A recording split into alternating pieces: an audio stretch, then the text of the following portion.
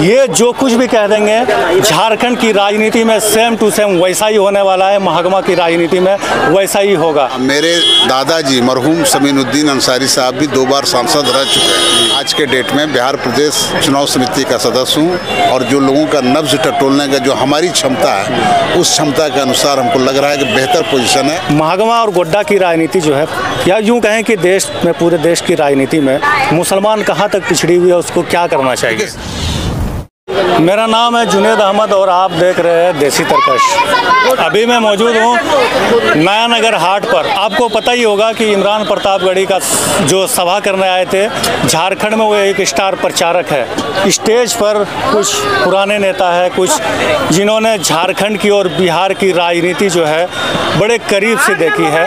झारखंड जब बिहार से अलग नहीं हुआ था तब की राजनीति देखी है। हमारे साथ मौजूद है मंजूर साहब, जो गोड्डा लोकसभा से चुनाव भी लड़ चुके हैं। हमारे साथ मौजूद है डॉक्टर रुस्तम साहब, मौजूद है हमारे साथ। हम इनसे पूछेंगे, ये राजनीति में, झारखंड की राजनीति में पुराने चावल माने जाते हैं। पुराने चावल आप समझते होंगे, कहावत में ऐसा कहा जाता है। और ये जो कुछ भी कह देंगे झारखंड की राजनीति में सेम टू सेम वैसा ही होने वाला है, महागमा की राजनीति में वैसा ही होगा, इतना आप अनुमान लगा सकते हैं। तो देसी तरकश पर सर आपका स्वागत है।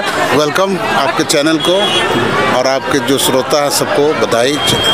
पहले आप परिचय दे दीजिए सर, जनता आपको जानना। जी, मेरा नाम मंजूरुल हक अंसारी, मैं गोड्डा लोकसभा से पहले कांग्रेस के प्रत्याशी रह चुका हूं। मेरे दादाजी मरहूम समीनुद्दीन अंसारी साहब भी 2 बार सांसद रह चुके हैं। मैं जब बिहार और झारखंड एक था, उसके बाद मैं आज के डेट में बिहार प्रदेश चुनाव समिति का सदस्य हूँ। मैं बिहार प्रदेश कांग्रेस कमेटी का सदस्य हूँ। बिहार प्रदेश पूर्व महामंत्री भी रह चुका हूँ।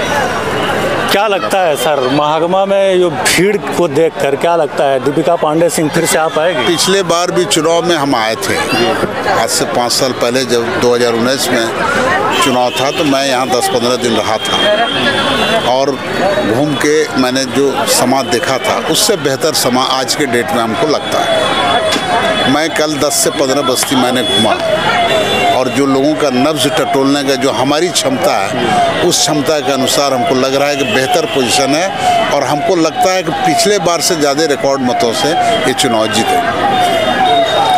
झारखंड में क्या लगता है, हेमंत सरकार फिर से आएगी? हेमंत सरकार को आना तय है और हेमंत सरकार का आना इसलिए तय है और ज़रूरी भी है कि जिस तरह से बीजेपी ने 17 साल हुकूमत करके झारखंड को बेचने का काम किया, सारे चीज़ को उन्होंने अडानी अंबानी सबको बेच दिया। ये हेमंत सोरेन की सरकार ने इस पर लगाम लगाया और उसी का नतीजा है कि इसको 6 महीना जेल में बंद कर दिया बिना कोई करप्शन के। और जब उनको कोर्ट ने रिहा किया कि इनके ऊपर से कोई करप्शन है नहीं, अब बताइए कितना जोर जुल्म है। एक चुनी हुई मुख्यमंत्री को, चुनी हुई सरकार को इस तरह से बीजेपी ने बर्ताव किया।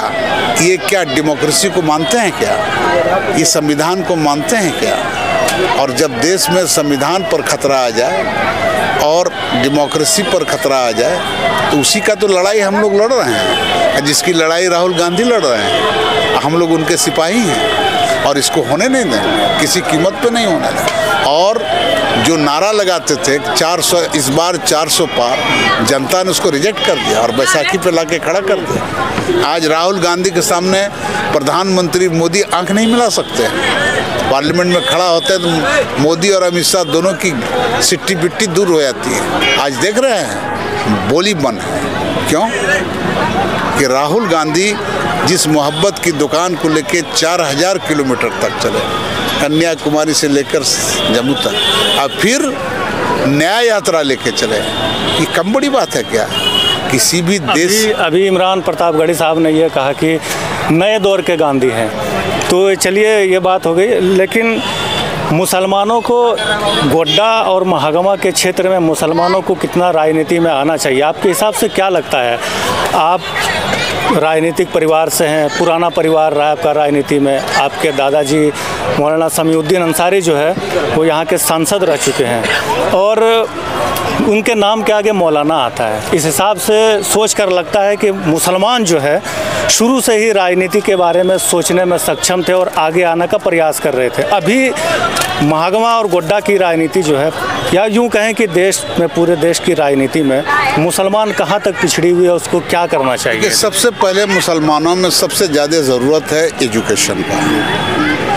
अपने बच्चों को एजुकेशन दीजिए। आज ब्राह्मण, राजपूत, भूमिहार, ये 4 अपर कास्ट हैं झारखंड और बिहार में या देश में। कितना परसेंट आबादी है इसकी? 9 से 10%, सबको मिला के। और आज देश में इसकी हुकूमत चल रही है। राहुल गांधी बोलते हैं ना कि 90 लोग सरकार चला रहे हैं देश का, उसमें 3 आदमी हैं, एक मुसलमान, एक दलित और एक पिछड़ा, बाकी नहीं। राहुल गांधी लड़ाई लड़ रहे हैं कि जिसकी जितनी आबादी उसकी उतनी भागीदारी। ये लड़ाई तो लड़ रहे हैं और ये उनका कहना है कि मेरी जान चली जाए, लेकिन इस लड़ाई को हम अंतिम धाम तक पहुंचाएं। तो मुसलमानों को मेरा रिक्वेस्ट है कि अपने बच्चों को तालीम दें, एजुकेशन दें, इसी से आगे बढ़ेगा समाज। देश के पहले शिक्षा मंत्री जो है मौलाना अबुल कलाम आज़ाद, उनके नाम क्या भी आगे भी मौलाना लगता है, कहीं ना कहीं मदरसे से पढ़े लिखे होंगे। तो क्या कमी रह गई मुसलमानों में, कहाँ वो पिछड़ चुकी है? हमारा अपना सोच है, हम बोलना नहीं चाहते हैं कि जितना फोकस होना चाहिए उतना फोकस में कमी आई है और अब थोड़ा सा अवेयरनेस बढ़ा है और हमको लग रहा है कि आने वाला दिन में और इसका अवेयरनेस बढ़ेगा। अब देखिए गांव ग्राम में भी देखिए बच्चे को लोग पढ़ा रहे हैं और हमारा अपील है लोगों से कि खाना पेट काट लीजिए लेकिन अपने बच्चों को जरूर पढ़ाइए। और जब बच्चे पढ़ लिख लेंगे एक समाज एक अच्छे ग्रो करेगा और फिर देश की राजनीति में मज़ेदारी आ जाएगी। ये हमारे साथ मौजूद है डॉक्टर रुस्तम साहब, जो कि जिन्होंने शिक्षा के क्षेत्र में क्रांति लाई है गोड्डा और महागमा के क्षेत्र में। इनसे भी मैं बात करना चाहूँगा, मुसलमान कहाँ पिछड़ गए शिक्षा में, जो राजनीति में अभी तक पीछे हैं? मेरा नाम डॉक्टर रुस्तम अली है। मैंने इंटर डिग्री कॉलेज की स्थापना की और अभी मैं डिग्री मौलाना अबुल कलाम आज़ाद कॉलेज बसंतराय गोड्डा का प्रिंसिपल हूँ। और जहाँ तक मुसलमानों के पिछड़ने की बात है तो यह चीज़ मुसलमान पिछड़े नहीं है, इसको पिछड़ाया गया है। चूँकि जब हिंदुस्तान को आज़ादी मिल रही थी, जब सारे लोग हिंदू, मुस्लिम, सिख, ईसाई सारे लोग मिल करके हिंदुस्तान की आज़ादी को लेने में सब मुत्तहिद थे, और जब अंग्रेज़ों ने देखा कि ये सारे लोग मुत्तहिद हैं तो अंग्रेज़ों ने आखिर में एक हरबा इस्तेमाल किया। उन्होंने 1935 ईस्वी में इंडिया एक्ट बनाया और उसमें उन्होंने ये प्रोविज़न बनाया कि हिंदू लोग हिंदू उम्मीदवार को वोट दें और मुस्लिम आवाम मुस्लिम उम्मीदवार को वोट दें। और इस तरह से अंग्रेज़ों ने हिंदू मुस्लिम के बीच बहुत बड़ी खलीज की दीवार कायम करने का काम किया।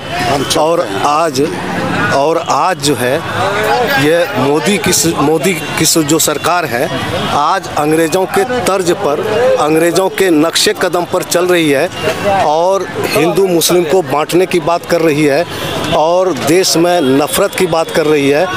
तो ये अब सारे मुसलमान उसी तरह से मुत्तहिद हो गए हैं और यहाँ तक कि मुसलमान ही नहीं, सारे लोगों को, जिस तरह से हिंदू, मुस्लिम, सिख, ईसाई मुत्तहिद थे और सारे लोगों ने अंग्रेज़ों को भगाने में एक तरह का रोल अदा किया, तो उसी तरह से अभी ज़रूरत इस बात की है कि यह चुनाव जो सामने है तो सारे लोगों को, चाहे हिंदू हो, मुस्लिम हो, दलित हो, सिख हो, ईसाई हो, चाहे जो भी कास्ट के हो, जो बीजेपी का जो अभी नज़रिया है और मुसलमानों के प्रति जो नफ़रत की राजनीति चल रही है और दलितों के प्रति, आदिवासियों को भी ये वनवासी कह रहे हैं, जबकि आदिवासी संविधान में आदिवासी का शब्द है, वनवासी का शब्द नहीं है।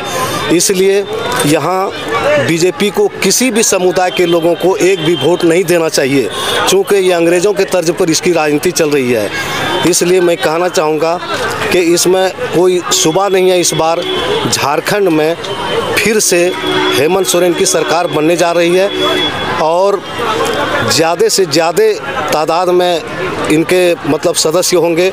और गोड्डा विधानसभा जो है, पोड़ैया विधानसभा हो और उसके बाद गोड्डा विधानसभा हो, महागमा विधानसभा हो, महागमा विधानसभा में भी आज जो इमरान प्रताप गढ़ी साहब और बहुत सारे लीडरान यहाँ तशरीफ़ लाए, तो यहाँ पर जो जनसैलाब देखा जा रहा है, तो इससे यह साफ साबित होता है कि महागमा विधानसभा में दीपिका पांडे की जीत बहुत ज़्यादा वोटों से होगी और उसके बाद गोड्डा विधानसभा में भी जीत बहुत सारे वोटों से होगी और वहाँ पोड़ैया विधानसभा में भी।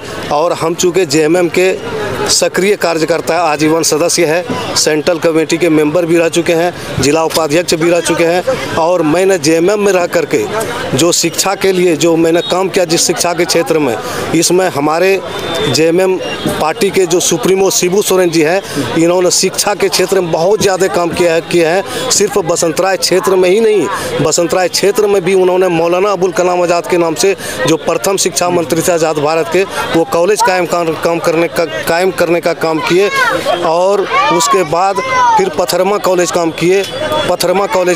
किए और उसके बाद फिर बोरियो कॉलेज कायम किए, पोड़ैया कॉलेज कायम किए। इसी तरह से अनेकों जगहों पर इन्होंने उच्च शिक्षा को भी इन्होंने बनाने, माध्यमिक और उच्च शिक्षा को भी इन्होंने बनवाने का काम किया है। अभी गोड्डा विधानसभा में क्या हालचाल है महागठबंधन का? गोड्डा विधानसभा में हम क्षेत्र घूम रहे हैं, गांव-गांव घूम रहे हैं। गोड्डा विधानसभा में ये हाल है कि और जो पिछड़ जो जाते थे संजय यादव प्रसाद जी, तो इस बार वो बहुत ज़्यादा वोटों से उनकी जीत होगी, क्योंकि देश में गठबंधन, इंडिया गठबंधन का लहर है और जो नफरत की राजनीति बीजेपी कर रही है उसको आवाम अभी नज़रअंदाज करने जा रही है। वो किसी भी समुदाय का आवाम हो, चाहे वो दलित हो, आदिवासी हो, मुस्लिम हो, सिख ईसाई हो, कोई भी कास्ट हो, उसको नज़रअंदाज करने जा रही है बीजेपी को। इसलिए ज़्यादा से ज़्यादा वोटों से गोड्डा विधानसभा में भी संजय प्रसाद यादव की जीत होगी। बिल्कुल, हमारे साथ मौजूद थे डॉक्टर रुस्तम अली साहब और इनसे बातचीत हो रही थी। इन्होंने बताया कि गोड्डा के आसपास और झारखंड की राजनीति का हालचाल। अभी आप देख रहे थे देसी तरकश, मेरा नाम है जुनेद अहमद।